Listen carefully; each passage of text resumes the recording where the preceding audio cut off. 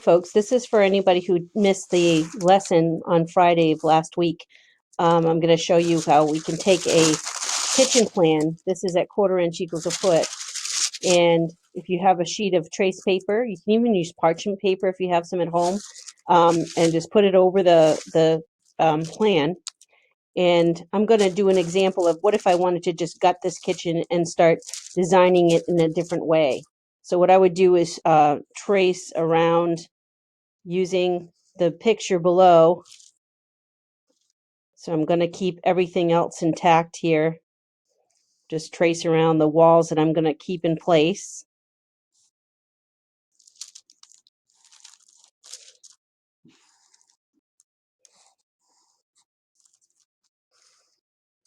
And you're not going to change the stairs.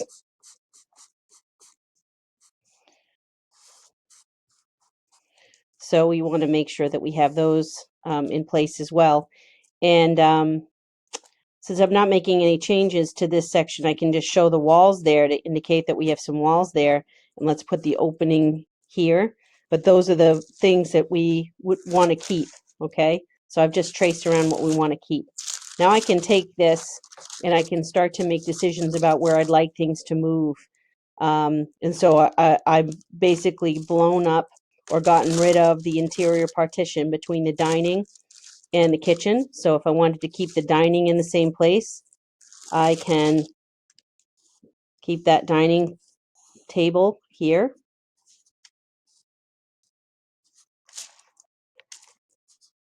And then I can decide that I might want to move some things to different locations in the kitchen.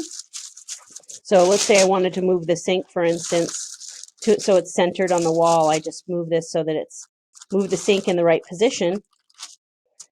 Put the countertop in there and put the sink in the center of the wall instead. And then I can use the other countertops to draw those countertops in.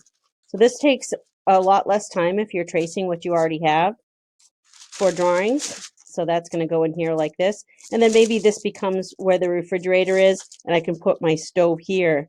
And that really solves this terrible design layout. And so this would be an example here of one of the design solutions. We could say we call that solution A. This is conservative. And I would like to see you do about 5 or 6 of these iterations and then put stars next to the ones you plan on demonstrating or showing to your partner. So that's what we're looking for.